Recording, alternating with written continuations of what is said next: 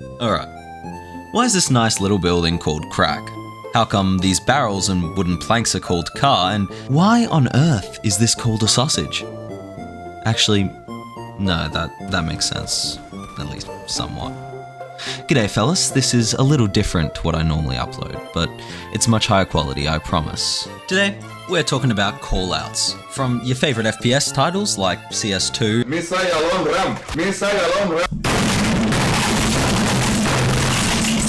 and Rainbow Six Siege, Okay, he's hacking. and even talking about some non-FPS titles like Elden Ring and Pokemon, which, while not having traditional callouts that you might be used to, do indeed have callouts, which we'll get to in a second. But for the time being, grab yourself a bucket of popcorn or whatever snack you'd like and subscribe, because it would make me happy.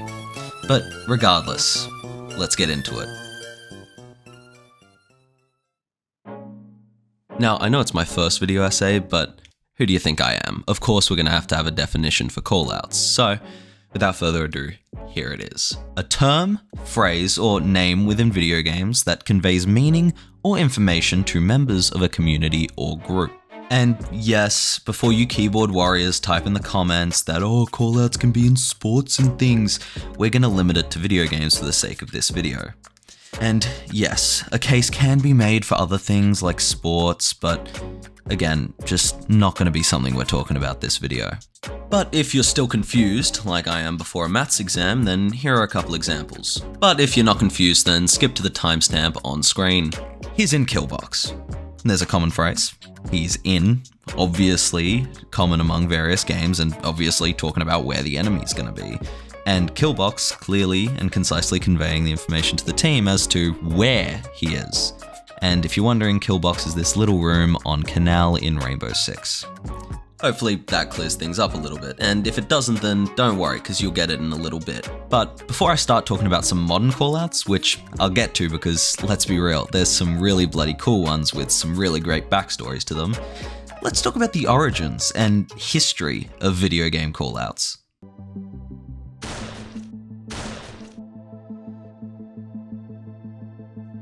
Tennis for Two. Many of you will never have heard of it, but Tennis for Two is currently the best candidate for the first video game ever. Oh, but Egglet, why does this matter? I'm glad you asked, attractive and cool viewer, because potentially the first video game ever came with likely the first and earliest callouts. Wait, but this game wasn't online? How could people even give callouts? Yet again, another great question, smart and funny viewer. Well, you're right, it wasn't online. In fact, it wasn't available for commercial purchase until very later on. So, why the hell am I talking about it? Well, have you ever played on an arcade machine with some of your mates? I mean, it's obviously not the same thing, but it's probably likely safe to assume that the people that played Tennis for Two probably played it with some of their mates at the time. Even if it wasn't on a traditional computer screen, and rather on a bloody oscilloscope. Oscilloscope. That's probably right.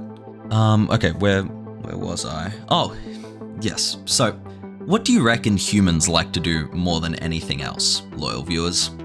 If you answered to gain power, land, and money and then fight other humans to take theirs, then you'd be right. It's just not the answer I was looking for. And going off script a little bit, because I frankly think it's cringe to type something like this onto a Google Doc. And if you don't want to hear all the soppy shit, then again, timestamp on screen, you can just skip forward there. And this part's going to be a little less edited, it's just going to be me talking basically, but yeah, go to that timestamp if you don't want to hear me talk. But I did this video all by myself. And all the research, all the editing, everything you see, that was me. And I just, wanted to go off script because I don't really think I can write how grateful I am for the support that you guys have given my most recent videos. And so I'd really appreciate it if you guys could like, subscribe, and comment, because this video took me a long time. I think it was November last year I started writing the script for this and doing the research, and so this has taken a long time, and I'm really sorry for the gap in uploads, but I mean, I just wanted to really do this because it really means I get to step out of my comfort zone and grow as a creator on this platform. But anyway, enough of the soppy shit, because who fucking cares? So back to the script. Back to what humans like to do most. We're social creatures, so the answer I was looking for was socialize. I'm willing to put most of my money on the fact that while someone was playing tennis for two on their oscilloscope, that one of their mates or co-workers told them what to do, even if it was just a simple go up or go down. No, sir. And with that, the first instance of a call-out, and by proxy, I guess backseat gaming, which we'll talk about later, were born. But while tennis for two was very rudimentary and, let's be honest, prehistoric according to today's standards, it not only began the increase in popularity in video games, but gave us the first call-outs. The next important development in the call-out crusade is some 13 years later. Nolan Bushnell and Ted Dabney are not really household names, but these two fine gentlemen were the founders of Atari. My 10-year-old viewers are probably really confused right now, but let me explain. Atari is a video game company responsible for many of the best retro games, such as Space Invaders, Pong, and Asteroids. If you still don't know what they are, I don't know, get cultured, Google, read a book or something, I don't know, I'm not here to talk about them. Well, before the founding of Atari in 1972, Nolan and Ted released the first recorded arcade game, Computer Space, which would set up a chain of events that led to arcades' rise in popularity all over the world. Mostly in the United States, where the Yanks absolutely loved it. Now, I know I'm yapping a lot about the history of video games, but believe me, this has everything to do with callouts. Take a gander. As arcades continued to grow in popularity, people and their friends would go to these local arcades and play games together. And similarly to Tennis for Two, these games would often be solo endeavors, or at the most 2 players. This would result in friends gathering around and helping their mates play. How could they help if it's single player, you may think? Callouts. Callouts. This is where callouts and backseat gaming culture really took off, with millions of people worldwide trying to help their mates beat Pac-Man, Donkey Kong, or Space Invaders. Pivoting back to our definition, these arcaders would convey information or meaning to their mates using phrases. Again, these callouts would have been much simpler than the ones today. Likely simple go lefts or go rights, but undoubtedly these early callouts laid a foundation to what modern callouts are today.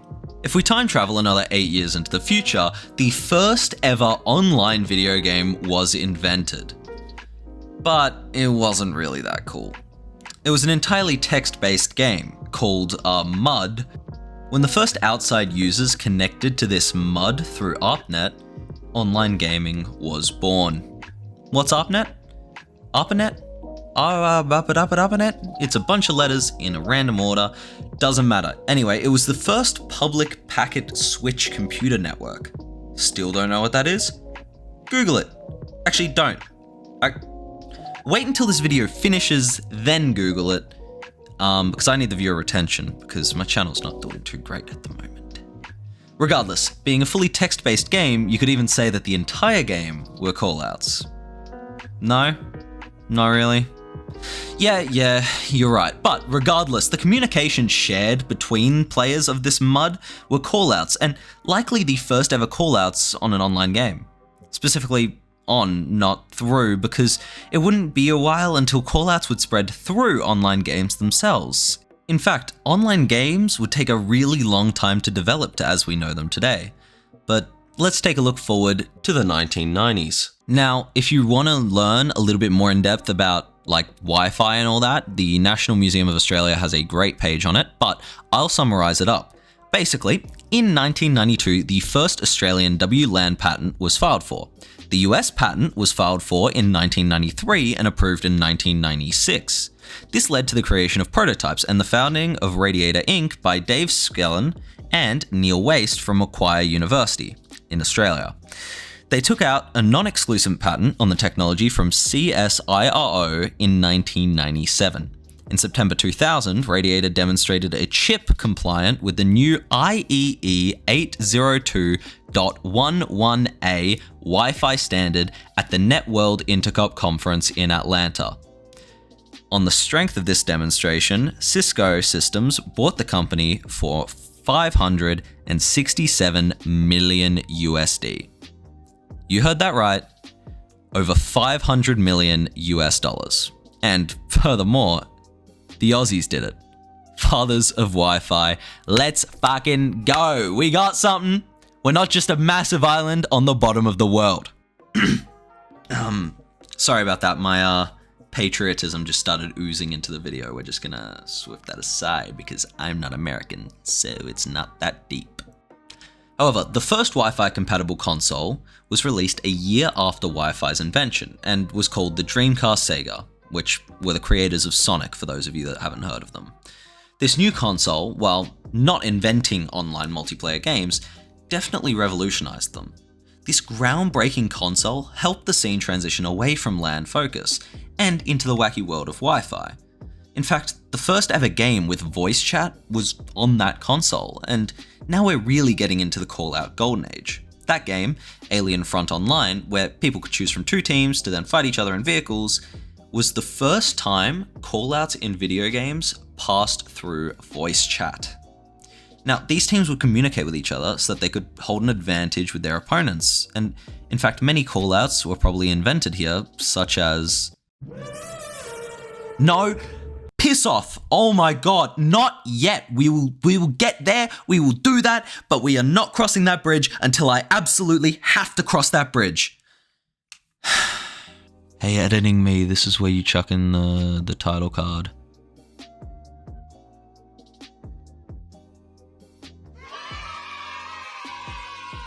Knowing myself, I'm going to include my voice here too. Fuck.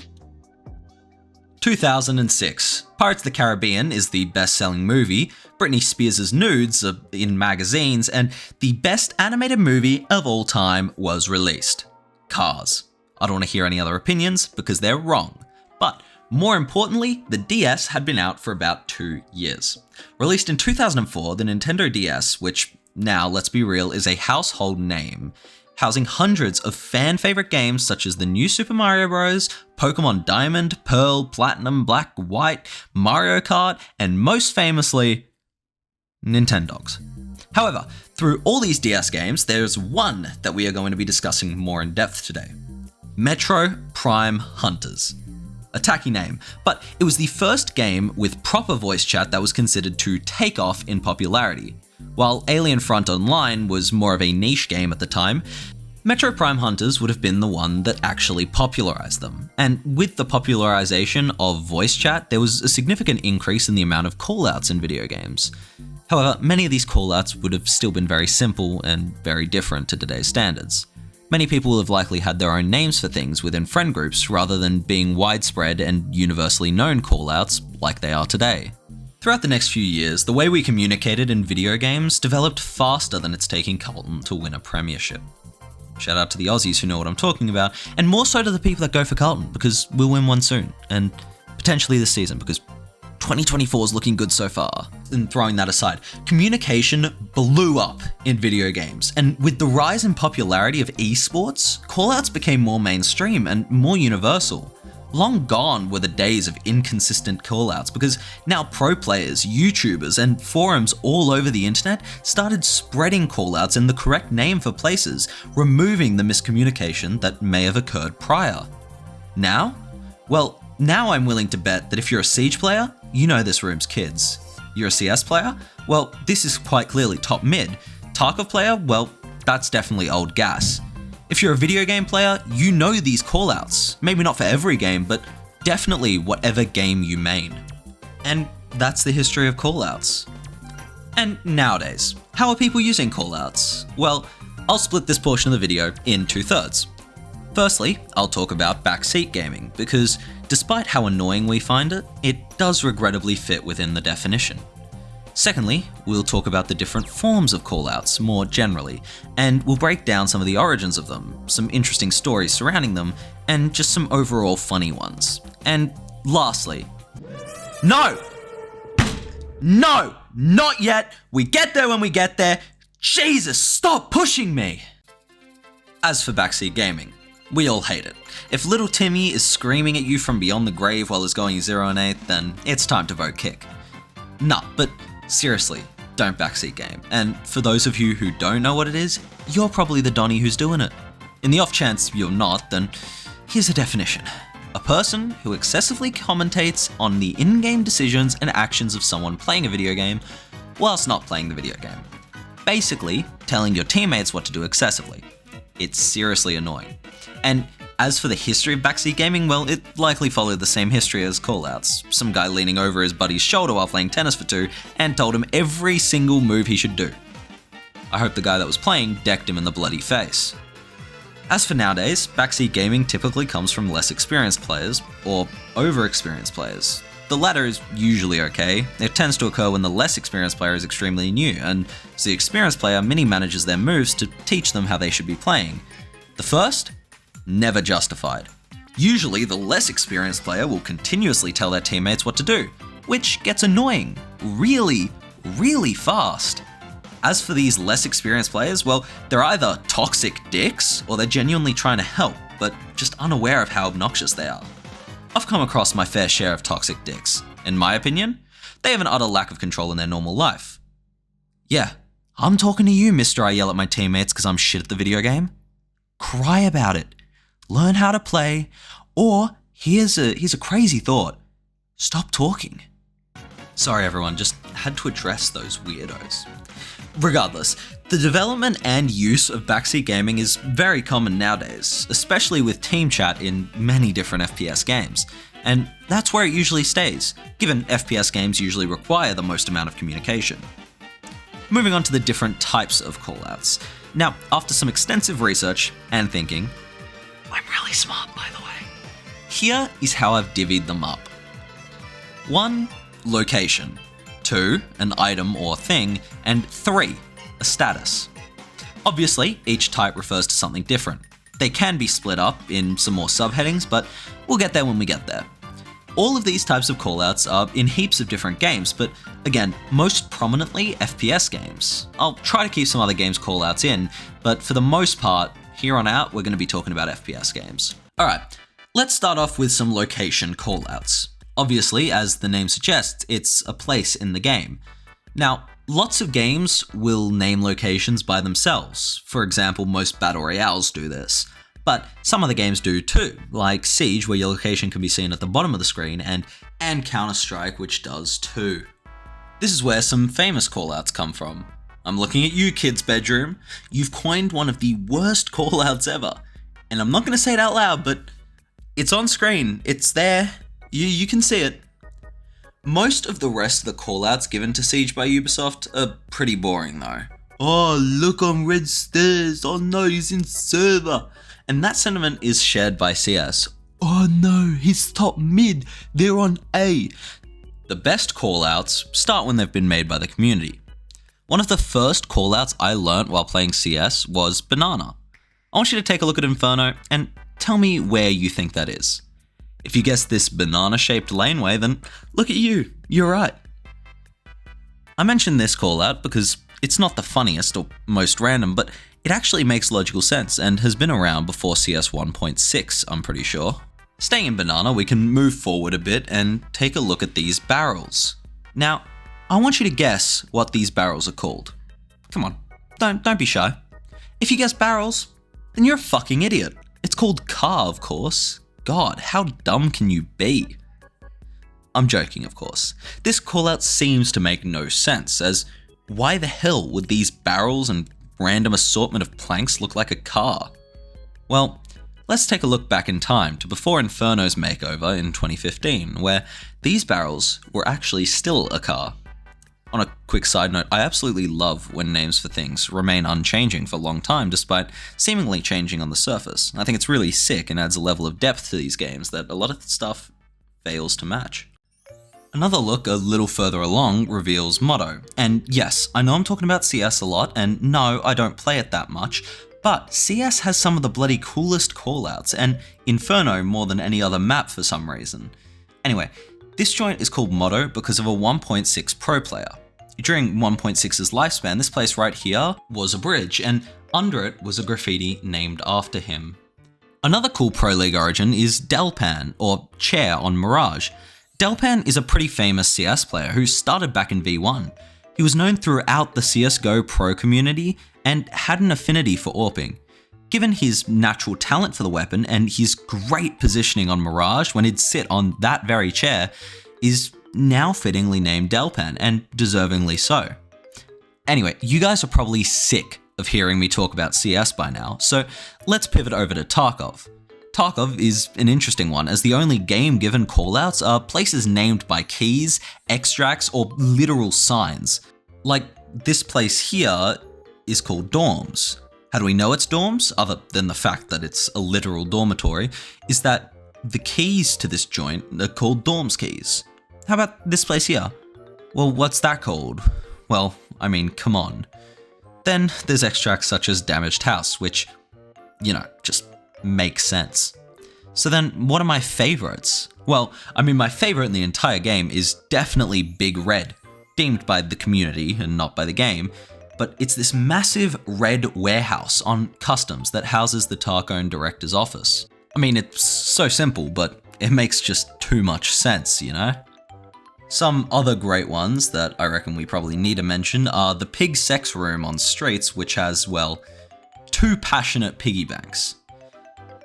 And rapid firing a couple others, we got Med Camp on Woods, because it has a bunch of med spawns, the Sawmill on Woods, which, obviously, and we got the stores on Interchange. And it's cool that all of them have their own names rather than just being blank, because it really breathes life into the map and shows how much the devs care about map design. And again, the reserve buildings all being named after chess pieces is a sick detail. Alright, Siege now.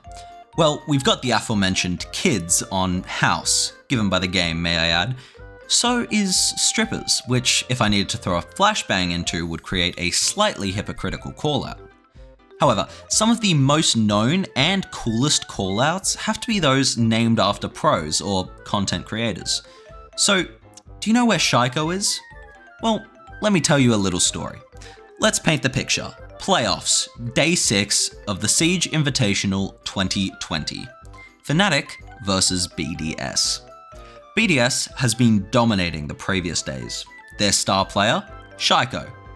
Anyway, I'm getting ahead of myself. Fnatic versus BDS. It's Fnatic's map pick, Cafe, a map that Fnatic was very comfortable playing on. Unfortunately for them, so was Shaiko. Fnatic lost the first 2 rounds they'd started on attack, so it wasn't surprising. But what was surprising is what Shaiko pulled off in round 3. And well, I'll let the clip play. Doesn't have to do much to stall out Fnatic. They really didn't do anything. Shaiko with the first kill from somewhere, God knows, but it's going to be Virtue. That's a big pick. Virtue helped out Tex the last time to get those first 2 kills that Fnatic needed to try and force sight. Fnatic, though, still trying to work the outside of the building. Tex finally getting inside. Otherwise, the rest of Fnatic currently on the roof and still repelled. So Tex needs to get these initial kills here. Oh, he has one inside a bar they could possibly get. Checking new drop still. Sees some cameras. Will get rid of one of the yokais. Finds a couple mute jammers as well. This is the beauty of IQ. Shaiko still holding the skylight angle. Magnet will finally strike for Fnatic, though, picking up the first, but Shaiko's there to strike right back. Knocking out Tex. And still waiting for that peek to come in for Mentalist again at the skylight. Shaiko! What? With a double! That might have been a collateral. Taking out Magnet and Lusty. And now looking for the last one. He gets it as well. It's an ace from Shaiko with an incredibly bold hold in the middle bar. I want to spell the gravity of this situation to you. Shaiko just played the area of the map that you're really not supposed to play. You're not supposed to play in that bar area. Sometimes it's no man's land if the team is able to set up. But this is exactly what Shaiko did. He was the entire reason that Fnatic couldn't set up, because he was that pillar of defense in the middle of bar, shooting everyone, and they could not do a single thing about it. Crazy, crazy lineup. This absolutely legendary play cemented Shaiko's status as being up there with some of the best Rainbow Six Siege players of all time, and further meant that this balcony would forever be deemed Shaiko. On a definitely less cool note, on Bank, we have another familiar callout, Banana, which admittedly looks a little bit less like a banana than Inferno. A lot of the main callouts in Siege will be shortened from their normal names. For example, most stairs will get their names shortened. White stairs? Well, that's now white. Laundry stairs? Laundry. Freezer stairs? Freezer. It makes a lot of sense. Another much cooler callout is Bolo, which references one of these specific corners just outside of Trophy. Some people refer to the entirety of kids as Bolo, but I'm pretty sure that that's technically wrong. I think the reason why they want you to rename it is because of the mishap during the Siege Invitational a couple years back, where the announcer said, and I quote, "Bolo is ripping through kids." Pretty unfortunate. Don't know what was going through his mind. But hey, if you know exactly where Bolo is, make sure you leave it in the comments below, because it helps me. Ultimately, location callouts tend to become very short. This is a necessity for all callouts because it allows people to communicate their information as fast and as effectively as possible, giving their team as much time as they can to react. On to the next subheading of items/things. I say or things because I can't justify chucking them into another subheading, and there's too many differences to call it anything other than things. I mean, it goes from quest names to game mechanics, so I don't really know where that fits in. Anyway, this quest right here, read it out loud to yourself. Just know how it sounds. Yes, so one of my close mates called it Operation Aqueous, which isn't remotely close to how you pronounce that or how it's meant to be pronounced. I mean, aqueous is a state that like chemicals can be in, you know, when a solid dissolves in a liquid. That's aqueous, not this operation. Anyway, as a result of that, me and my friend group have started calling it Operation Aqueous. This cheap medical item here, well, most Tarkov players will call it a cheese, which, let's be honest, fits the med more than its normal name. I thought it was a piece of cheese until I started playing anyway, and so did some of my mates who were new. More generally, grenades or utility tend to get shortened. For example, frag grenades become frags, flash grenades become flashes, and so on. And we got some funny weapon names in Siege, like the Sausage or SAS G12, which you could guess kinda looks like a sausage, and the name also kinda sounds like one. Then you got the Desert Eagle, which takes on the name Deagle in any game it gets added to. I promised we'd get to some non-FPS titles in here, so here you go. In Elden Ring, some names are incredibly lengthy. Somber Smithing Stone 10? That's way too much to say when I'm playing a video game, alright? It can be a somber 10, alright? That's it. All it needs to be. And you can even short some of the bosses' names, like Melania to Mummy. I mean, what? Sorry? No? Who? Did someone... It's really weird. Where did that come from? Anyway. Then you got Pokemon moves, boosted by the Pokemon's type. You know, it's called Stab, or same type attack bonus. For example, this Caterpie, my favorite Pokemon, would do 1.5 times damage if it used Bug Bite, or if a Blaziken used Blaze Kick, which, by the way, Torchic line, best starter line, can't convince me otherwise. After those callouts, you get the status callouts. Like, he's hit, or on the contrary, I'm hit. You know, stuff that communicated status to your teammates. In fact, some games do this themselves, such as games where you get the damage count above your head, or when it shows after you've hit someone. Or some games, like Tarkov, where you get a full-on bloody asthma attack whenever you get shot a little too much. Grow up. One of my favorite parts of these callouts is when some get so integrated into popular culture that you'd know it even if you don't play the games, like kids on Siege. I see so many memes surrounding this callout that it's probably impossible for you not to know what it is. And some whose stories are so intertwined with internet culture that you just have to know it. Then the plays, the ones that are so iconic that you've definitely heard or seen it before. The last callout that I want to talk about today is the boxes on cache right here, called Shroud. One of my favorite callouts of all time and one of the all-time greatest plays from any video game ever. And while it might not look that impressive by today's standards, at the time it was incredible and has cemented itself in the game as one of the most legendary callouts from one of the most legendary players ever. Now, these boxes are obviously named Shroud. If I had to guess, which, let's be real, is going to be pretty accurate, this has to be one of the most universally known callouts of all time. Let's paint the picture. It's CC Evo Grand Finals. Cloud9 versus iBuyPower in 2014. Let that sink in. For 10 years, this callout has remained in use. Anyway, Cloud9 is down 1 round. All iBuyPower needs is 1 round, and they'll win the game. So Cloud9 Force buys. It's their only real chance at pulling this back. Shroud gets boosted up onto these boxes next to A site, and well, my commentary can't do it justice, so I'll let you lot watch the clip. Shroud wants to, but I think he thinks he's in a spot that they don't know about, so he's sticking there hoping that they push through the smoke, but they're alternating. Oh no, they're coming back. iBuyPower cannot afford to make the same mistake they made earlier in the game. 25 seconds left. If the clock runs out on them and they give up overtime, it will be the heartbreak of a generation. Molotov's in, set piece out. Shroud has let them all pass. 1, 2, 3! Oh, Jesus, the last one alive! Oh, that is tied it! They're going to overtime! Oh my God, huge play by Shroud right there. The patience is so good. He waited for the perfect opportune moment, and he comes up with that, and we are going to OT on the 3rd map. You are watching Sivo TV. I'm Cotton. My partner is Clops. Is there any doubt that you're watching championship level Counter-Strike? Shroud destroys the first 3 to enter site with a bloody CZ, almost single-handedly winning the round for Cloud9 and bringing it into overtime, keeping their run alive. This callout has been engraved into not only the CS community, but for some reason the Valorant one as well. These boxes here are called Shroud too, not because he did something here, but purely because of the legendary play on Cash.